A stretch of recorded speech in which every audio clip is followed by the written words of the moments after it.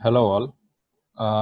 इस वीडियो में हम charge in an electric field के बेसिस पे प्रॉब्लम्स करने वाले हैं। ओके, सो मैंने कुछ 7-8 क्वेश्चंस सिलेक्ट किए हैं उसको समझाने के लिए, उसको प्रैक्टिस करने के लिए। So let's look into it. तो पहला क्वेश्चन है, an electron and a proton, दो चीज़ें, इलेक्ट्रॉन है और एक प्रोटॉन है, release from rest. Very important, rest से है मतलब इसका क्या होगा, इनिशियल स्पीड्स क्या रहेंगे, 0 between two charged plates as shown in figure। ये देख रहे हो दो चार्ज प्लेट्स है, okay, positive and negative. a constant electric field exists between the plates which, okay, constant electric field है, there is a constant electric field। आगे के videos में हम लोग देखेंगे कि ऐसे प्लेट्स, चार्ज प्लेट्स की वजह से फील्ड कांस्टेंट ही होता है, बट एनीवे इधर ये इन्फॉर्मेशन दे रखा है कि field is constant here. Okay, ना तुमसे ये पूछा गया which particle strikes the other plate first. मतलब देखो, सबसे पहली बात तो ये है कि यहाँ पे ये इन्फॉर्मेशन दे रखा है कि यहाँ पे कांस्टेंट इलेक्ट्रिक फील्ड है, तो ऐसा इलेक्ट्रिक फील्ड होगा। Okay, so that is the constant electric field, let's call it E. Okay, now अब प्रोटॉन पे, प्रोटॉन तो पता है तुमको, ये पॉजिटिव चार्ज है, वो एक्सेलरेट किस तरफ करेगा, it is going to accelerate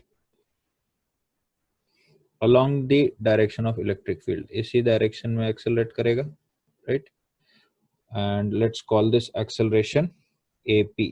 okay, and similarly electron जो होगा वो इलेक्ट्रिक फील्ड के ऑपोजिट एक्सेलरेट करेगा, ठीक है, ये अपने जानते हैं, और लेट्स कॉल दिस एक्सेलरेशन AE। ऑलराइट, नाउ हमसे ये पूछा गया है कि जो प्रोटॉन है, ये प्रोटॉन कुछ समय में यहाँ पे जाके हिट करेगा, है कि नहीं, और ये इलेक्ट्रॉन जो है वो इस प्लेट पे जाके हिट करेगा। तो क्वेश्चन ये है कि कौन पहले हिट करेगा। सो लेट्स से इनिशियली, मतलब ये t इज इक्वल टू 0 पे, this is at t is equal to 0, और जब यहाँ पे हिट करेगा पार्टिकल तो उसको t is equal to TP नाम दे देता हूँ। TP is the time taken by proton, ठीक है। Similarly t is equal to 0 पे इलेक्ट्रॉन यहाँ है, और जब इलेक्ट्रॉन यहाँ पे हिट करेगा तब उसका टाइम ले लेता हूँ, t is equal to TE। You are suppose to compare TP and TE। Okay, now what else is given to you, तुमको दोनों का डिस्प्लेसमेंट दे रखा है। ओके, नाउ हमें पता है कि इनके एक्सेलरेशंस क्या रहेंगे। What is the acceleration of the proton, acceleration of the proton would be charge into electric field by mass, mass of proton MP ले लेते हैं, एंड एक्सेलरेशन ऑफ इलेक्ट्रॉन क्या रहेगा, charge into electric field by mass of electron. Alright, can you see that both are constants, क्योंकि E constant है, E के constant होने की वजह से तो दोनों एक्सेलरेशंस क्या रहेंगे, कांस्टेंट रहेंगे। तो कांस्टेंट एक्सेलरेशंस के लिए हम लोग ये फॉर्मूला जानते हैं, S is equal to UT plus half AT squared. Now since यहाँ पे दे रखा है कि U 0 है, तो implies what can you say, S is equal to half AT squared. Okay, now इस केस में अब देख सकते हैं, दोनों के लिए अपने लिख देते हैं, तो दोनों के लिए लिख देंगे तो देखो क्या आएगा, S क्या है, दोनों का डिस्प्लेसमेंट D है, तो D is equal to half into AP into TP square, this is for the proton, ठीक है। एंड सिमिलरली फॉर इलेक्ट्रॉन क्या रहेगा, D is equal to half into AE into TE square. Okay, let's call this equation 1 and this is equation 2। okay, so we'll just divide equation 1 by 2। okay, या फिर equate कर सकते हैं, you could equate these two equations, या फिर divide कर दो, your choice। okay, either way what you're going to get is कि TP by TE, TP by TE is equal to AE by AP का root, देख सकते हैं AE by AP का रूट रहेगा।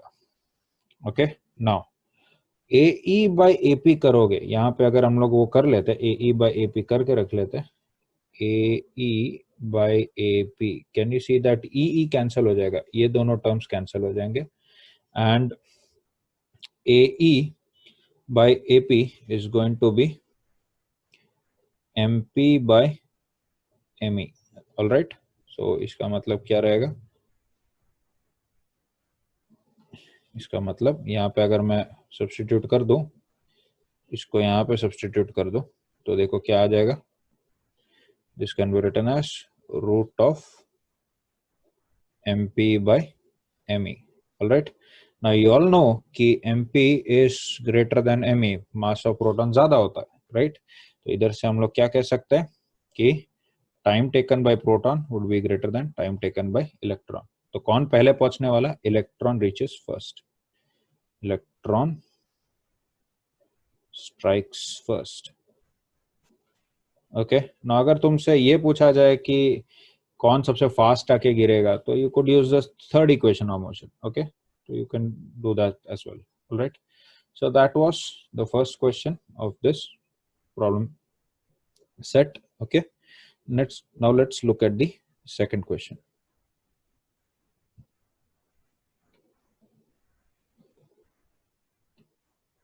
Okay, sorry,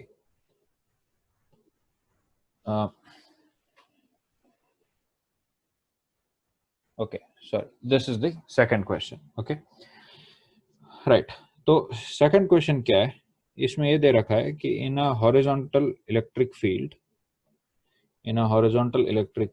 E, a block of mass M and charge Q, ठीक है, ये देख सकते हैं, block of mass M and charge Q is released from rest. Again, released from rest मतलब हम लोग क्या लिख सकते हैं, इसका U क्या रहेगा, 0. all right, on a smooth horizontal ground at point A as shown in figure, right? Now at a distance L from A, मतलब ये L दूरी पे एक wall है, can you see this wall? Okay, there is a vertical wall. If the collision of the block with the wall is perfectly elastic, very important point, perfectly elastic, find the time period of periodic motion of the block. Now you could imagine what's going to happen. ये देखो, जब ये इधर जाएगा, ये धीरे धीरे धीरे इधर पहुंचेगा, मतलब एक्सेलरेट करते हुए पहुंचेगा और यहाँ पे टकराएगा, और टकराने के बाद क्या होगा, टकराने के बाद it is going to bounce back. But ये जब बाउंस बैक करेगा तो इसका वेलोसिटी तो इस तरफ होगा, बट एक्सेलरेशन हमेशा इस तरफ रहने वाला है। देखो, इनिशियली एक्सेलरेशन इधर, हमेशा एक्सेलरेशन इसी तरफ रहेगा। तो after bouncing back what's going to happen is कि it is going to decelerate, and you know what's going to happen, ये यहीं पे आके रुकेगा। कांस्टेंट एक्सेलरेटेड मोशन का तुम्हें पता है, व्हेन एक्सेलरेशन कांस्टेंट हो तो फॉरवर्ड टाइम या forward motion is similar to backward motion. Okay,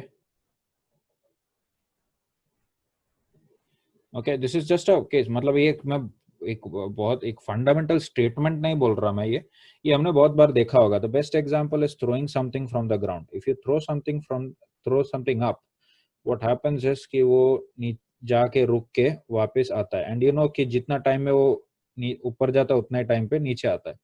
इधर से इधर जाने का टाइम t है, तो इधर से इधर आने का टाइम भी t होता है। ओके, तो इधर भी यही लॉजिक लगा सकते हैं कि इस पे नेट एक्सेलरेशन का डायरेक्शन इस तरफ है, right side.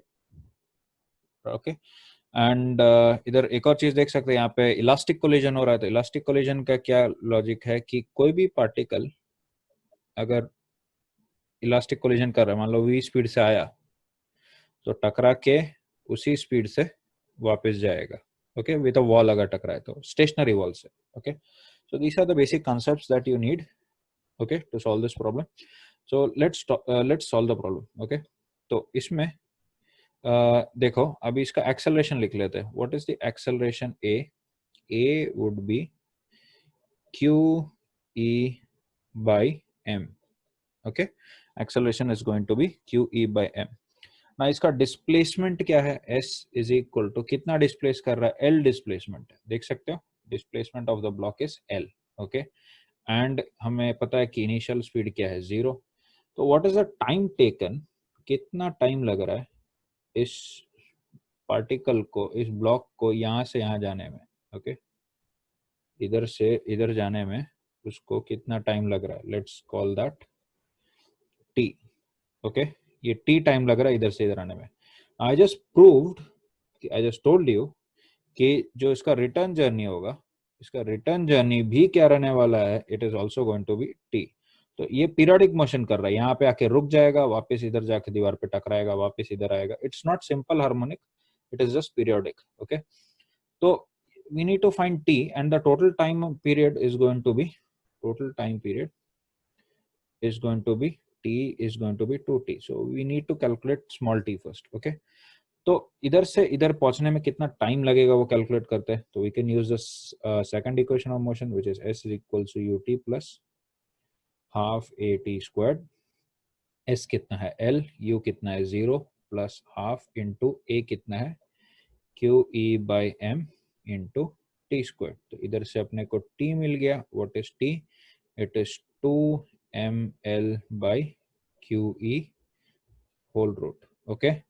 So what is the time period of periodic motion, t is equal to 2t है, मतलब t is going to be 2 root of 2ml by QE, all right।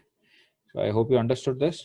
This is the time period of the periodic motion, all right। That was question number 2. And let's look at question number 3.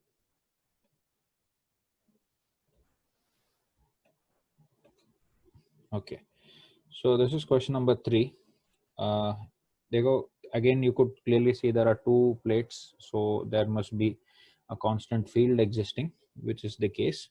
Now, between two large horizontal plates of length L, horizontal plates के length दे रखे हैं and separation D दे रखा है, ठीक है, length L and separation D. A particle Q, a particle with charge Q है और mass क्या है m, is projected with a speed u, all right, between the plates, and a uniform field E exists here. तो ये information दे रखा है हमें कि electric field is E here. मैं अभी completely नीचे तक नहीं ले जा रहा, you could just understand that ये E field है यहाँ पे, okay। Now find the minimum projection speed of the particle so that it does not strike the plate, okay। Now ये पहली बात तो ये है कि इसको आइडेंटिफाई करना पड़ेगा ये मूव कैसे करने वाला है। तो ये जैसे ये एंटर करेगा तो it is going to move in a parabolic path, क्योंकि यू नो कि इसका एक्सेलरेशन क्या होगा, कांस्टेंट। ये पॉजिटिव चार्ज है तो इसका एक्सेलरेशन कैसा होने वाला है, its acceleration is going to be like this, acceleration a downwards रहेगा, ओके। तो एक्सेलरेशन डाउनवर्ड्स है, this is similar to a projectile, okay. Now we want it to just graze through this. तो अभी मान लो कि अगर कम स्पीड फेंकता हूँ, कम स्पीड से फेंकूंगा तो वो इधर गिरेगा, अगर ज्यादा जैसे स्पीड बढ़ाते जाऊंगा तो इसका रेंज बढ़ते जाएगा, समझ गए। I want it to exactly cross this point, okay, तभी मतलब that is why it does not strike a plate, okay. इसी नीचे वाले प्लेट को ही तो टकरा पाएगा, राइट। सो लेट्स सी कि how is that possible, okay. तो फर्स्ट ऑफ ऑल इसका एक्सेलरेशन लिख देते हैं। इसका एक्सेलरेशन मैंने अभी जस्ट बताया कि इसका जो एक्सेलरेशन रहेगा, सॉरी, इसका जो एक्सेलरेशन रहेगा it's going to be vertically downwards a, and what is the value of a is going to be QE by m, okay।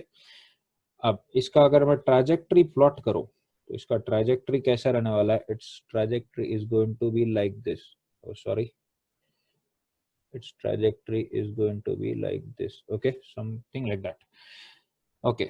तो ये देखो कि उसको कितना वर्टिकल डिस्टेंस कवर करना पड़ रहा है। उसको वर्टिकली देखो, उसको इतना डिस्टेंस कवर करना पड़ रहा है। दूसरा कलर यूज कर लेता हूं मैं, उसको वर्टिकली इतना डिस्टेंस कवर करना पड़ रहा है, विच इज बेसिकली d/2, देख सकते हैं इतना डिस्टेंस कवर करना पड़ रहा है उसको, it is d/2 and horizontally कितना डिस्टेंस कवर करना पड़ रहा है l।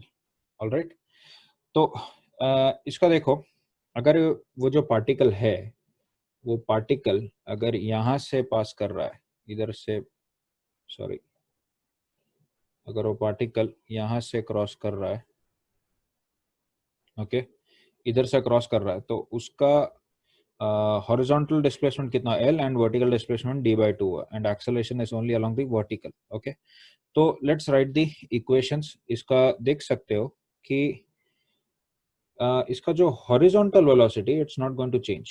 ये जो वेलोसिटी है, this is constant. Okay, this one is constant, u क्या रहेगा, कांस्टेंट रहेगा।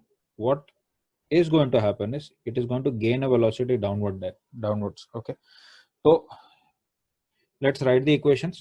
Okay, तो सबसे पहली बात तो ये है कि हॉरिजॉन्टली u कांस्टेंट है, मतलब l is equal to ut लिखा जा सकता है, स्पीड इनटू टाइम। ओके, तो हॉरिजॉन्टल प्रोजेक्टाइल जो काइनेमेटिक्स में पढ़ा, द सेम थिंग, इधर से अपने को क्या मिल गया, t is equal to l by u। Okay, we are going to use this. Next, इसका जो वर्टिकल डिस्प्लेसमेंट है वो d/2 है, तो we could use the third equation and it is accelerating, तो s is equal to ut plus half at square लगा लेते हैं। And you could clearly see कि वर्टिकली डाउनवर्ड्स u क्या है इसका, 0, इनिशियल वेलोसिटी 0, तो s कितना नीचे जा रहा है, वो d/2 is equal to 0 plus half into QE/m into t कितना है, l/u the whole square. Okay, तो यहाँ से अपने को क्या कैलकुलेट करना है, u कैलकुलेट करना है, which is I think quite easy. यहाँ से देख सकते हैं कि क्या कैंसिल हो रहा है, 2 कैंसिल हो गया, ये 2 कैंसिल हो गया, and you can say that u is equal to u squared is equal to QEL squared by md।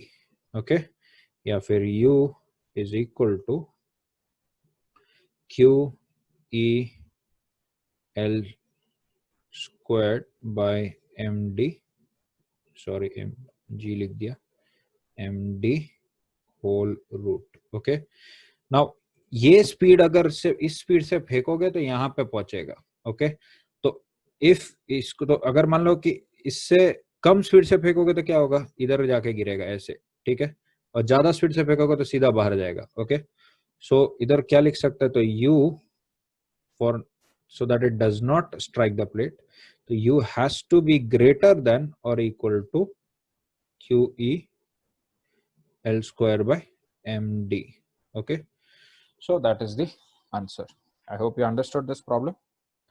So let's look at the next problem. This was quite an easy one.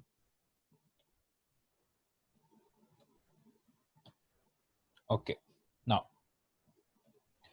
इसमें क्या दे रखा है कि a charged particle of mass m and charge q, mass m, charge q is connected to a string of length l. ठीक है, ये देख सकते हो, this is the string, okay, and tied to a pivot point p. Okay, ये pivot point है, this is fixed, ये fixed होगा, right? The particle, string and pivot point all lie on a smooth horizontal table. इसका meaning ये है कि you need to ignore gravity. Okay, you need to ignore gravity. Okay, anyway, उसके बाद the horizontal electric field, a horizontal electric field of constant magnitude E is switched on. Determine the tension in the string when the string becomes parallel to the field. String parallel to the field कब हो रहा है, देखो तो, string parallel to the field कब हो रहा है, जब वो यहाँ से इधर पहुंचेगा, देख सकते हैं, somewhere here. Okay, ये जब पार्टिकल इधर पहुंचेगा, I am using a different colour for the second position. Okay, don't get confused. Alright, now तो ये इसका अगर ट्रैजेक्टरी प्लॉट करो तो ये कैसा रहेगा, सर्कुलर पाथ में रहेगा. This is going to be a circular arc. Okay, क्योंकि इसका रेडियस फिक्स्ड है. This is going to be L and this is also going to be L. You could clearly see that this length is also L. Okay, now अब इसमें देखो करना क्या है कि जब ये इधर पहुंचेगा तो it has gained some velocity, right. It will gain some velocity and वो वेलोसिटी का डायरेक्शन क्या होने वाला है, it is going to be tangential, right. Tangential रहेगा या फिर स्ट्रिंग के परपेंडिकुलर रहेगा. Okay, let's say the velocity is v. Alright, now इस पे एट दिस मोमेंट क्या क्या फोर्सेस लग रहे हैं. एक फोर्स तो क्लियरली तुमको दिख रहा है कि it is the tension force. ये स्ट्रिंग में जो टेंशन लग रहा है T. एंड दूसरा जो फोर्स लग रहा है वो तुमको दिख रहा है कि it is the electrostatic force. और इलेक्ट्रोस्टैटिक फोर्स कितना रहेगा, QE रहेगा. ओके, एंड ये सर्कुलर पाथ में मूव कर रहा है. हियर अलोंग द टेंशन इसका कौन सा एक्सेलरेशन रहने वाला है, the acceleration present would be in this direction, है ना. ये एक्सेलरेशन इस तरफ रहेगा पार्टिकल का. इसको क्या बोलते हैं अपने, AR बोलते हैं, रेडियल एक्सेलरेशन या फिर सेंट्रीपिटल एक्सेलरेशन. ओके, तो by applying Newton second law what can you say, you can say that T minus QE is equal to M into AR. And you know what AR is equal to, it is AR कितना होता है, AR is equal to V squared by R होता है. And R in this case is the length L. okay, R is length L. तो कितना आया देखते हैं, M V squared by L. Alright, तो यहाँ से टेंशन कितना आया देखो, QE plus mv squared by L. But the problem here is this is not the complete answer. इसमें हमें v नहीं पता, we do not know the value of v. okay, कितना स्पीड गेन करेगा. so whenever तुम्हारे दिमाग में तुम्हें अगर ये क्वेश्चन पूछा जाए इतने दूरी जाने के बाद उसका स्पीड क्या होगा एंड ऑल, अगर कहीं कैलकुलेट करना पड़े, दिमाग में क्या आना चाहिए, वर्क एनर्जी थ्योरम. ओके, तो वर्क एनर्जी थ्योरम अगर यहाँ पे लगाए तो देखो इधर कैसे मैं वर्क एनर्जी थ्योरम लगा सकता हूँ. तो I am going to remove a couple of annotations from here. okay, I'm erasing these so that I'll be able to apply the work energy theorem. अच्छा, by the way, sorry, इधर कौन कौन work कर रहा है, कितने forces लग रहे हैं इस पे जो फोर्सेस लग रहा है इस पे जो फोर्सेस लग रहा है, फोर्सेस कौन कौन वर्क कर रहा है. एक तो टेंशन, दूसरा कौन सा है, इलेक्ट्रिक फोर्स. ये दोनों लग रहा है and this is equal to what, change in kinetic energy. Okay, ये रेस्ट से चालू हुआ मतलब इसका इनिशियल वेलोसिटी क्या है, 0 है. ओके, एंड एक चीज नोटिस करना कि टेंशन का work done is always 0 because it is radial. Tension हमेशा क्या रहेगा, रेडियल रहेगा. अगर मान लो यहाँ पे है तो टेंशन ऐसे लग रहा है और displacement is perpendicular to that. Okay, you can see that. Alright, ये हो गया डिस्प्लेसमेंट dr वेक्टर और ये हो गया टेंशन वेक्टर. ओके, तो दे आर परपेंडिकुलर, तो वर्क डन क्या रहेगा, 0 रहेगा. ऑलराइट, तो ये तो 0 हो गया. और work done by electric field क्या रहेगा, work done by electric field is equal to force into displacement along electric field. So how do you calculate that. तो उसके लिए I am going to remove a couple of annotations from here. देखो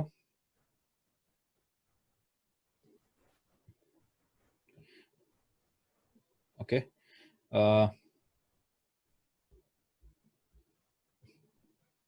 ये सब का जरूरत नहीं है, राइट. तो हमने देखा कि ये जो पार्टिकल है वो ऐसे सर्कुलर पाथ में मूव कर रहा है एंड इस पे जो इलेक्ट्रिक फोर्स लग रहा है, इलेक्ट्रिक फोर्स का डायरेक्शन क्या है, इलेक्ट्रिक फोर्स का डायरेक्शन ये है and what is that equal to, it is equal to QE. Okay, now let, अभी उसका डिस्प्लेसमेंट क्या रहेगा, what is the displacement along that electric force. तो अगर मैं यहाँ से एक परपेंडिकुलर ड्रॉप करूँ using the yellow line, you could see that. तो इस पार्टिकल का जो डिस्प्लेसमेंट है, can you see that the displacement is this, यहाँ से यहाँ का, this is the displacement. Okay, तो लेट्स कॉल दिस x, इसको क्या नाम दे देता हूँ, x नाम दे देता हूँ. Okay, and now how do you solve this, can you see that कि ये जो डिस्टेंस है, this distance is L minus x. What is that? I'm going to remove this. It is L minus x, क्योंकि total distance क्या है? Total length क्या है? Sorry, what is the total length? Total length तो L है ना? Total length L है. Just look at this triangle. From this triangle, what can you say? Cos theta. I'm going to move this as well. Okay, cos theta is equal to L minus x by L. Okay, तो इधर से x कितना आ गया? L into 1 minus cos theta. Okay, I hope you understood that. तो बस, तो work done by electric field कितना रहेगा? It is going to be force which is QE into x. Okay, and delta K क्या होगा? Final kinetic energy is half mv squared minus initial kinetic energy कितना है? 0. तो let's plug in those values. ये values भी substitute कर लेते हैं here. Okay, तो इसमें substitute करता हूँ तो देखो QE into L into 1 minus cos theta is equal to half mv squared. Okay, तो इधर से देख सकते हैं कि इस प्रॉब्लम में QE का वैल्यूज वगैरह दे रखा है, Q और E के वैल्यूज दे रखा है, V का नहीं दे रखा है. You need to eliminate V. तो it's better to eliminate mv square over L. देख सकते हैं इधर mv स्क्वायर और ये L है, इधर से mv स्क्वायर्ड बाय L कितना आ जाएगा? It is going to be 2QE into 1 minus cos theta. Okay, so all you need to do is plug in here. So what is the tension? Finally we get the value of tension. T is equal to QE plus 2QE into 1 minus cos theta. Okay, and इसको अगर तुम थोड़ा सा rearrange कर दो तो QE बाहर आ जाएगा, अंदर क्या बचेगा? 3 minus 2 cos theta. So that is the answer. All right, so hope you understood this problem as well. ये थोड़ा सा अच्छा लेवल था प्रॉब्लम, थोड़ा इसका quality of the problem has increased from the past problems. Okay, so now let's look at the next question. Okay, so what does this question say? इसमें क्या है कि it's not just uniform electric field, but there is also gravitational field. तो question क्या है? If a uniform electric field is established in a horizontal direction with magnitude E, okay, तो ये चालू हो गया, and a particular mass m and charge q is dropped from a height h above the ground. What path will it follow and where will it strike? तो पहली बात तो देख सकते हो, it's not just electric field. Diagram suggests that there is gravitational field as well. तो ऐसे cases में मैंने इफेक्टिव एक्सेलरेशन का कंसेप्ट बताया था. तो what would be the effective acceleration? Effective acceleration is going to be root of, जब gravity और इलेक्ट्रिक फील्ड परपेंडिकुलर हो तो root of g square plus q E by m the whole square. ये मैं बता चुका हूँ पहले. ओके, तो that is going to be the effective acceleration. Okay, and इसका अगर इसका वेक्टर फॉर्म में मैंने बताया कि कैसा रहेगा. Now you could clearly see that this is a constant value. ठीक है, this is of constant value and constant not only in magnitude but also in direction. Okay, तो ये तो पक्का हो गया. एंड नेक्स्ट थिंग इज कि अगर पहली बात तो ये पूछा गया कि what path will it follow. Okay, तो उसका मतलब ट्रैजेक्टरी पूछा है. तो trajectory in case of constant constant acceleration क्या होता है? या तो स्ट्रेट लाइन होता है या फिर पैराबोला होता है. Now it is going to be a straight line. How do I know that?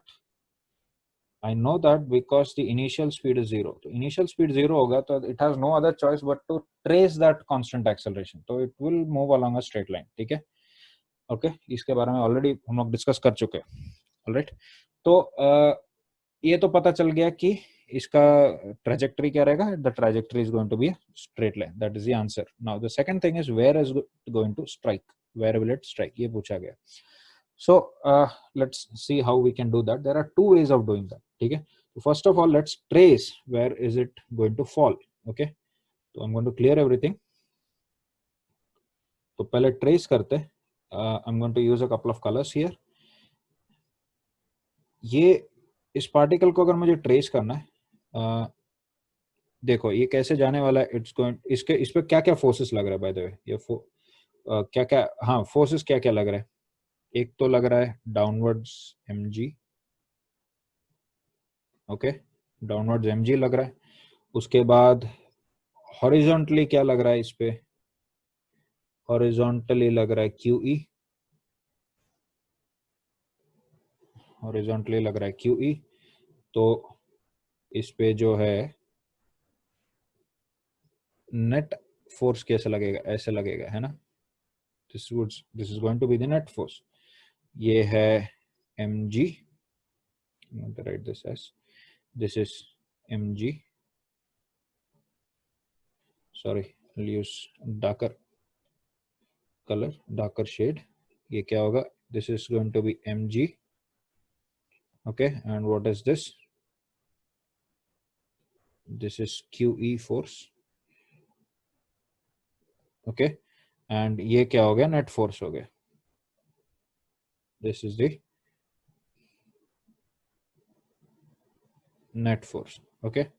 तो ये नेट फोर्स के अलोंग ही मूव करने वाला है, और ये आगे इसको हम लोग ट्रेस कर सकते हैं, you can trace this path, और ये ट्रेस करके ये हमें पता चल गया कि वो इधर जाके गिरेगा, okay, it's going to fall somewhere at that point, इधर गिरेगा ये, ओके। एक सेकंड,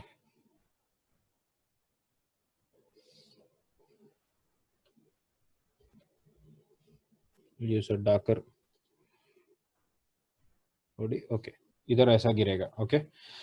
तो देख सकते हैं कि इसमें अभी ये इधर आके गिरेगा, तो what are you suppose to find, you are suppose to find this length, you suppose to find this rate, ये कितना दूर जाके गिर रहा है, okay. So let's call this the horizontal range r, horizontal range r, okay. तो इसको देखो क्या कैसे लिख सकता हूँ, there are two forces acting and hence two accelerations, एक एक्सेलरेशन हॉरिजॉन्टल रहेगा और एक एक्सेलरेशन वर्टिकल रहेगा। तो इसको देखो दो कंपोनेंट्स में बांट सकता हूं, and you can clearly see that initial velocity is 0, okay. तो I am going to use the third equation, sorry second equation of motion, which is s is equal to ut plus half at squared, and let's say that this direction is the positive x and this is the positive x and this is the positive y, okay, downward direction को positive y ले रहा हूं।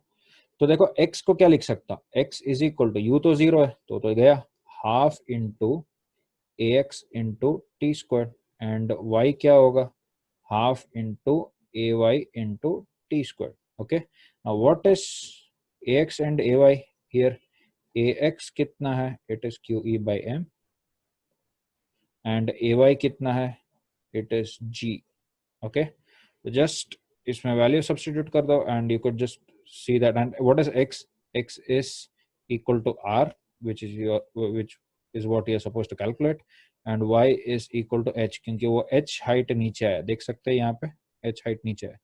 तो plug in these values, तो and you can divide them, you could clearly see, okay, I'll do that step by step। ये क्या रहेगा, r is equal to half into QE by m into t squared, and h equals half into g into t squared.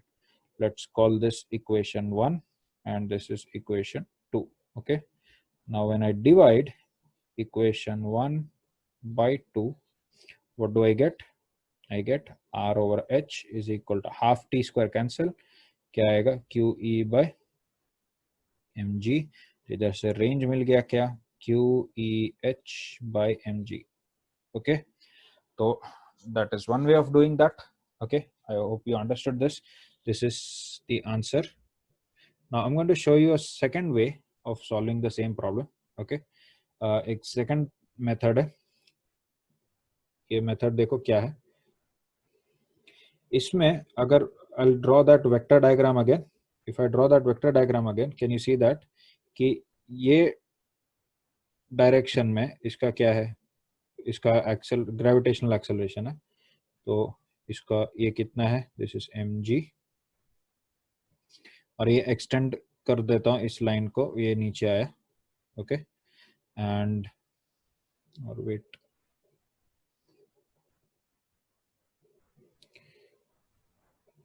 एक second, तो ये अपना gravitational acceleration हुआ, this is the gravitational acceleration, और इसका फोर्स कितना लगेगा, I could write mg force ना, this force is going to be mg, and what is the other force, QE लग रहा है, QE ऐसा लग रहा है, right,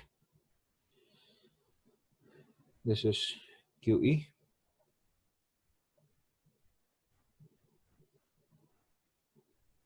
right? Now what is the net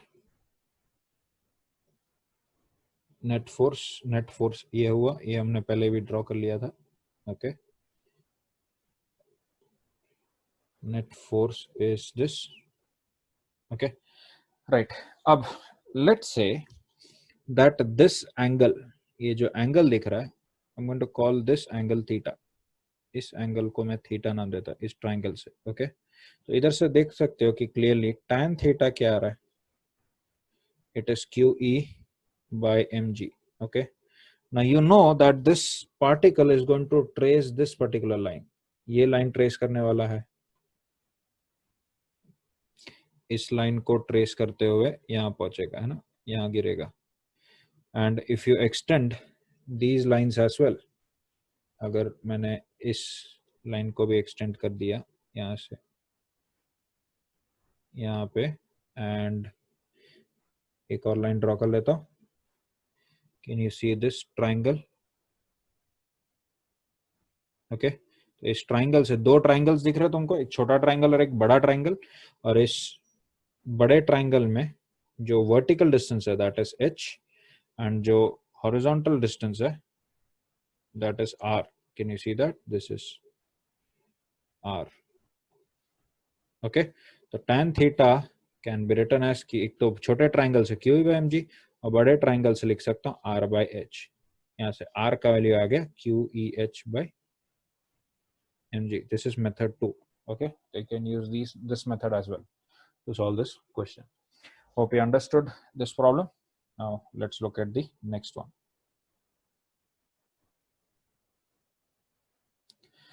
Okay, तो इसमें क्या दे रखा है, इसमें दे रखा है कि a particle of mass m and charge q is hanging with the help of a string of length L from the ceiling.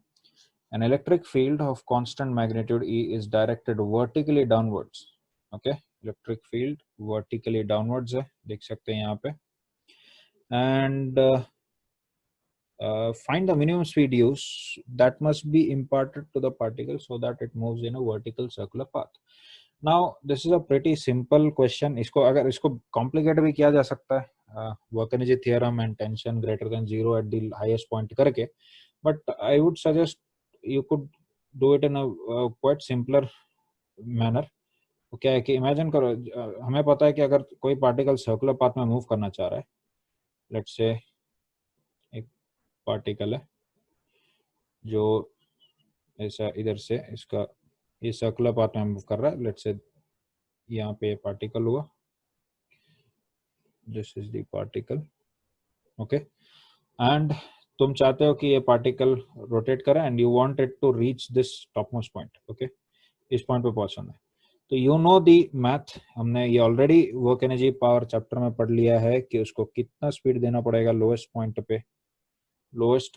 पे उसको कितना स्पीड देना पड़ेगा, this is the pivot, okay, इसका जो स्पीड होगा you should be at least you should be greater than or equal to root of 5gr या फिर 5gl. What is L?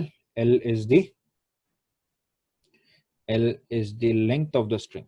Okay, and g क्या है अपना gravitational acceleration.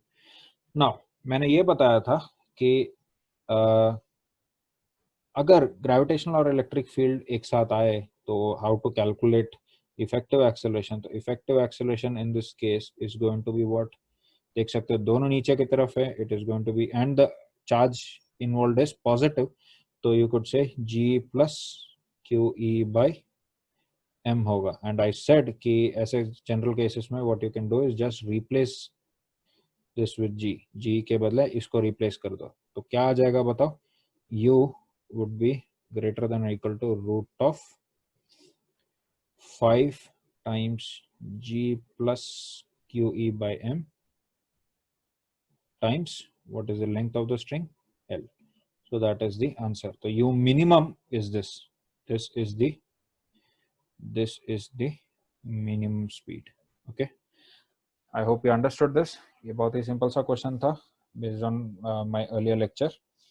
All right, now if you can also solve this using work energy theorem. Work energy theorem यहाँ से इस point तक तुम वर्क एनर्जी थ्योरम लगा लो, एंड इसका I'll just write the equations, you can solve that on your own. इधर equation work energy theorem क्या रहेगा, it is going to be work done by tension तो जीरो होगा, work done by gravity कितना रहेगा, minus m g into 2L, minus work done by electric force कितना रहेगा, minus q E into again displacement is 2L. Okay, this is the two work done. Okay, and this is going to be equal to half mv squared minus half mu squared. What is v? v इस point पे जो इसका velocity है वो है v. Okay, तो and ये एक इक्वेशन होगा, this is equation 1, and then इस पॉइंट पे अपने क्या करेंगे, इस पॉइंट पे हम लोग यहाँ पे क्या लग रहा है, इधर ग्रेविटी लग रहा है mg प्लस क्यू ई, mg प्लस क्यू ई लग रहा है, राइट, एंड इधर टेंशन भी लगेगा, प्लस टेंशन भी लगेगा, प्लस टेंशन भी रहेगा, एंड सेंट्रीफ्यूगल के टर्म्स में देखें तो इधर क्या लगेगा, m v squared by l लगेगा। तो बस क्या लिखेंगे, m g plus q E plus T is equal to m v squared by l लिखेंगे, एंड यहाँ से हम लोग को क्या करेंगे, it is equation 2, and the third equation is t should be greater than or equal to 0. This is equation 3. Solving these three equations, you are going to get this particular answer. Okay, that's how you can do it in a longer method. Right, so I hope you understood this one. Next, okay, so this is again a good question.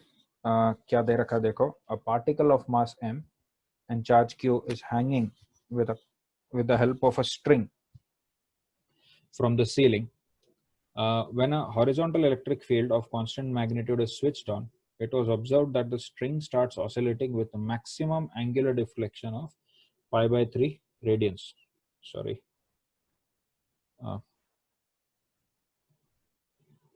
for that.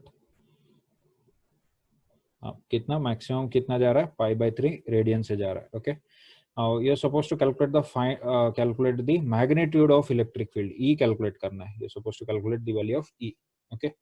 तो what's the situation here? Situation ये है कि ये जो pendulum है, इस pendulum को अगर हम लोग यहाँ से सडनली इधर एक इलेक्ट्रिक फील्ड आ जाए तो व्हाट्स गोइंग टू हैपन, ये इधर तक जाके यहाँ पे आके रुक गया. This is the point where it stops. Okay, and ये जो एंगल है, इस एंगल का वैल्यू दे रखा है pi by 3. Okay, it stops here. इधर भी इनिशियल वेलोसिटी, इधर इनिशियल वेलोसिटी क्या है 0, इधर फाइनल वेलोसिटी क्या है 0, बिकॉज इट इज स्टॉपिंग. और ये ऑफ कोर्स कैसा पाथ मूव कर रहा है, सर्कुलर पाथ में मूव कर रहा है. ओके, द थिंग इज कि ये यहाँ पे स्टॉप जरूर हो रहा है, but it is not going to remain there. वो होगा क्या कि if you remember work energy power chapter, हमने ऑलरेडी इस पे क्वेश्चन कर लिया है कि इसका एक ये रहेगा, क्या बोलते हैं उसको, इक्विलिब्रियम पोजीशन रहेगा, जिसके अबाउट ये क्या करेगा, ऑसिलेट करेगा. And this is just one extreme. Okay, this is one extreme and this is one extreme. Okay, तो इसके अबाउट ये ऑसिलेट करने वाला है. ऑलराइट, सो हमें तो टोटल एंगल दे रखा है कि कितना है, पाई बाय 3 दे रखा है. तो इधर क्या करना है कि initial velocity 0, final velocity 0 and you are supposed to calculate the magnitude of electric field. So basically यहाँ पे करना क्या है, we are supposed to use work energy theorem. Okay, so let's do that. Okay, तो यहाँ पे देखो, ये अपना सिचुएशन है. This is our pendulum.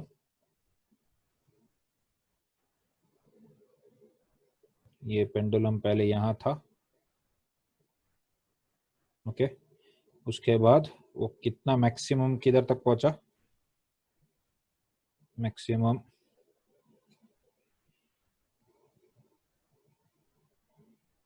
यहाँ तक पहुंचा. ओके ओके, नाउ वो कैसा पाथ में मूव किया, उसका पाथ कैसा था, इसका पाथ था सर्कुलर. अब इस पे क्या क्या फोर्सेस लगे, एक फोर्स क्या लगा, ग्रेविटी. तो अच्छा, एक काम करेंगे इधर, बाय द वे इसका स्पीड, इसका इनिशियल स्पीड क्या है, u is equal to 0 and final speed क्या है, v is equal to 0. And let's say कि मैं इस टोटल एंगल को थीटा ले लेता हूँ. I am going to call this angle theta. And एक काम करते हैं, एक कोई जनरल पॉइंट ले लेते हैं जहां पे ये पार्टिकल था बिटवीन इट्स मोशन, एंड उसका एफबीडी ड्रॉ करते हैं. तो ये मान लो कि पार्टिकल यहाँ पे था, इधर था, एंड ओके. अब इस इंस्टेंट पे इसके पास कुछ वेलोसिटी भी है, एंड इस पे फोर्सेस क्या क्या लग रहा है वो देखते हैं. तो सबसे पहले फोर्स तो तुम क्लियरली देख सकते हो कि it is the tension force.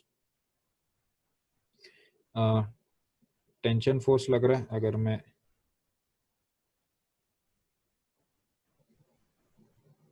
Okay, this is the tension force. उसके बाद और कौन सा फोर्स लग रहा है, ग्रेविटी. ग्रेविटी के इधर है, वर्टिकली डाउनवर्ड्स लग रहा है. कितना लग रहा है, mg. ओके, एंड और कौन सा फोर्स लग रहा है, QE फोर्स लग रहा है, इलेक्ट्रिक फोर्स. इलेक्ट्रिक फोर्स लग रहा है इस तरफ. एक सेकंड प्लीज. ओके, तो इलेक्ट्रिक फोर्स लग रहा है इस तरफ जो हॉरिजॉन्टल है, QE. Okay, now just a moment. ये टेंशन फोर्स हुआ. Okay, right. ये सारे फोर्सेस लग रहे हैं. Okay, now you can clearly see that कि work done by tension is zero. Work done by tension is zero because वो क्या है, रेडियल है. बिकॉज ये कैसा है, radial. Okay, and displacement is perpendicular to that. देखो ऐसा डिस्प्लेसमेंट हुआ और इट इज रेडियल, तो इसका क्या रहेगा, वर्क डन जीरो रहेगा if this is dr. Right. अब ध्यान से देखो इसके डिस्प्लेसमेंट्स क्या क्या होंगे. एक तो देखो, एक तो देख सकते हैं कि QE क्या है, QE इज हॉरिजॉन्टल. QE अपना हॉरिजॉन्टल है और mg क्या है, वर्टिकल है. तो हॉरिजॉन्टल एंड वर्टिकल डिस्प्लेसमेंट चाहिए होंगे अपने को. तो हॉरिजॉन्टल एंड वर्टिकल डिस्प्लेसमेंट देखें क्या होता है, इधर से देख सकते हैं कि हॉरिजॉन्टली वो इतना गया. Let's call this distance x. Okay, and वो वर्टिकली कितना गया, वर्टिकली वो कितना गया, एक सेकंड, ये x मान लेते हैं. एंड वर्टिकली वो इधर से इधर गया, देख सकते हैं हाइट उसका इतना बड़ा. Let's call that y. Okay, तो इधर work done by electric force कितना रहेगा, work done by electric force is going to be QE times x. देख सकते हैं. And what is the work done by gravity, work done by gravity is going to be mg times y, but it is going to be negative क्योंकि it is going to be minus mg times y क्योंकि ऊपर जा रहा है ना, ऊपर जाता है तो work done नेगेटिव. QE के along x है इसलिए वो पॉजिटिव रहेगा. ओके, तो let's first establish what is x and y. तो you can clearly see that this length is L and the total length of the string is L. तो ये जो डिस्टेंस दिख रहा है यहाँ से यहाँ का, यहाँ से यहाँ का जो डिस्टेंस दिख रहा है, it is going to be L minus y. Okay, it is L minus y। तो यहाँ से देख सकते हैं cos theta sin theta use कर सकते हैं। तो cos थीटा कितना है, cos theta is equal to, what is cos theta? Cos theta is L minus y over L. So that implies y is equal to L into 1 minus cos theta. Okay. उसके बाद sin theta लिखे तो sin theta क्या है, sin theta is x by L implies x कितना है, L sin theta. Alright, अब क्या करना है, अब कुछ नहीं, इसमें सब प्लग इन करते हैं, work done, work energy theorem लगाएंगे, WT plus WE plus WG, तीनों फोर्सेस का work done is equal to delta K. Now you can see that initial and final velocities तो जीरो, तो डेल्टा के भी zero हो गया। और तो WE कितना है, WE is QEX minus MGY is equal to zero, implies E कितना हुआ, mg by q times y by x।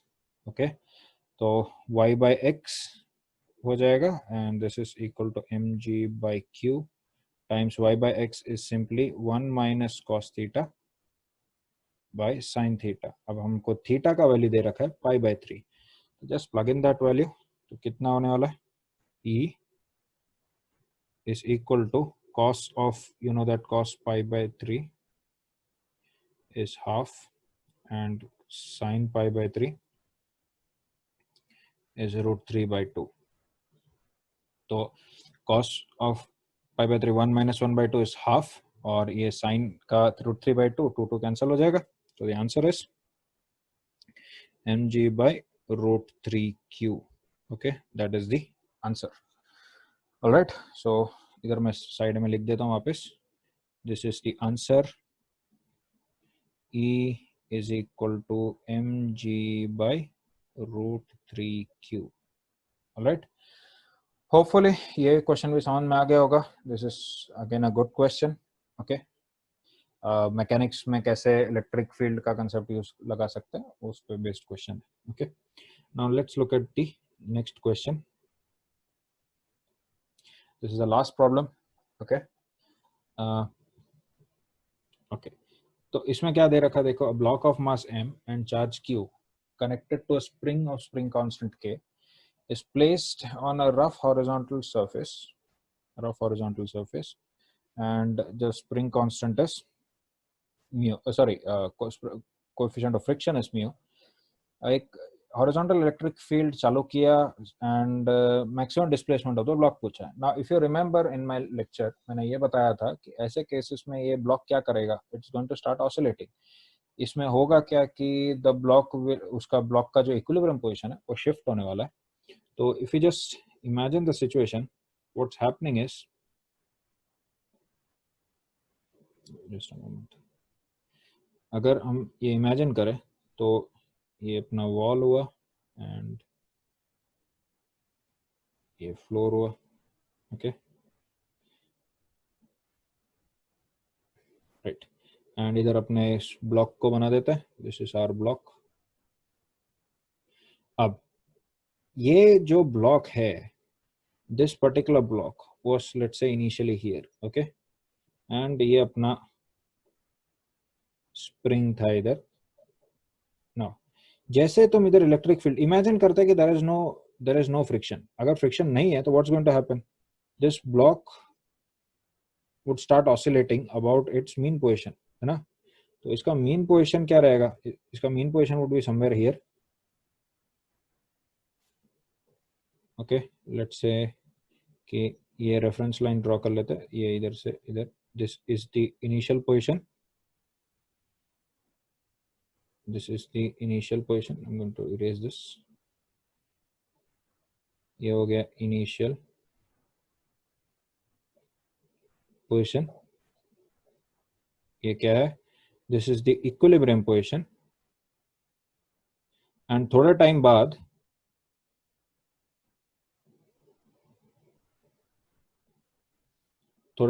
ये ब्लॉक किधर आ जाएगा, वो इधर जाके रुक जाएगा, है ना। ये इसका एक्सट्रीम पोजीशन होगा,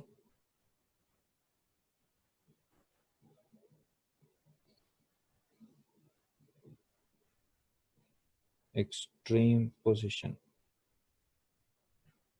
ओके, तो ये बेसिकली अगर यहाँ पे फ्रिक्शन नहीं है तो स्मूथ है, तो या फिर इसको म्यू इज इक्वल टू 0 लिख सकता हूँ। म्यू अगर इक्वल टू 0 है तो ये क्या करेगा, this body is going to oscillate like this, it is going to start from here, ऐसे ऑसिलेट करेगा ना, ऐसा ऑसिलेट करेगा अबाउट दिस मीन पोजीशन, है कि नहीं। अब इन this case what if mu is not equal to 0, what would happen is कि ये इधर तो जाएगा, क्या बोलते हैं इसको, अपना इक्विलिब्रियम, ये इक्विलिब्रियम पोजीशन इधर क्यों शिफ्ट हुआ, that is because of electric field. अगर इलेक्ट्रिक फील्ड नहीं होता तो this would have been the equilibrium position, initial ही उसका इक्विलिब्रियम हो जाता। ओके, ये मैं पढ़ा चुका ऑलरेडी, बट अब मेरा कहने का मतलब है कि ये अभी ऐसा ऑसिलेट करेगा। ये कैसे ऑसिलेट करने वाला है, this is going to oscillate if mu is not equal to 0, ये यहाँ से चालू होगा, एक्सट्रीम तक पहुंचेगा, फिर वो ऐसे जाएगा, ये क्या होगा, it is going to be damped oscillation. Okay, इसका ऑसिलेशन कैसा रहेगा, डैम्प्ड ऑसिलेशन रहेगा। Now if you look at it, इसमें सबसे बड़ा जो डिस्प्लेसमेंट हो रहा है वो ये है, इधर से इधर वाला, this is the maximum displacement. Initial position से जो एक्सट्रीम पोजीशन होगा वही उसका मैक्सिमम डिस्प्लेसमेंट होने वाला है ब्लॉक का। Okay, so let's call this x0, x0 is the maximum displacement। okay, तो what is the condition, initial condition कि u क्या है इसका 0 एंड फाइनली एक्सट्रीम पोजीशन पे भी फाइनल वेलोसिटी क्या रहेगा 0। तो हमें करना क्या है, यहाँ पे वर्क एनर्जी थ्योरम लगाना है, ठीक है, from initial to final position, right. So let's do that. तो वर्क एनर्जी थ्योरम लगा लेते हैं इनिशियल और फाइनल पोजीशन के बीच में। तो I am going to clear everything, right. तो अभी इसका अगर मैं एफबीडी ड्रॉ करूं तो इसका एफबीडी ड्रॉ करूंगा, सॉरी, इसका एफबीडी ड्रॉ करूं तो इस पे क्या क्या फोर्सेस लग रहा है, ये लगा ग्रेविटी डाउनवर्ड्स, ग्रेविटी लग रहा है डाउनवर्ड्स mg। ओके, उसके बाद नॉर्मल किधर लगेगा, नॉर्मल लग रहा है ऊपर की तरफ, या इसको इधर से ग्राउंड से लगेगा normal, this is the normal force. उसके बाद इलेक्ट्रिक फोर्स किधर लग रहा है, इलेक्ट्रिक फोर्स ऐसे लग रहा है, कितना लग रहा है QE। और कौन सा फोर्स लग रहा है, जब लेफ्ट साइड जाएगा तो इधर लेफ्ट साइड जाएगा तो इट्स स्लाइडिंग, सो इसका नॉर्मल का ही पार्ट मान लेते हैं इसको। तो नॉर्मल का नहीं, रिएक्शन फोर्स का कंपोनेंट है, एक नॉर्मल और एक फ्रिक्शन, है ना, ये फ्रिक्शन फोर्स लगेगा। उसके बाद और क्या लगने वाला है, स्प्रिंग फोर्स लगेगा, राइट। तो दूसरा जो फोर्स लगने वाला है यहाँ से जो स्प्रिंग फोर्स लगेगा वो, ओके, स्प्रिंग फोर्स।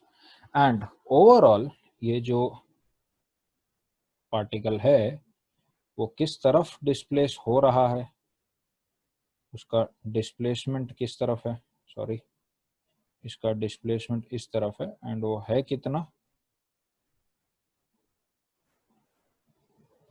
उसका डिस्प्लेसमेंट है x0। ओके, तो हमें वर्क एनर्जी थ्योरम लगाना है।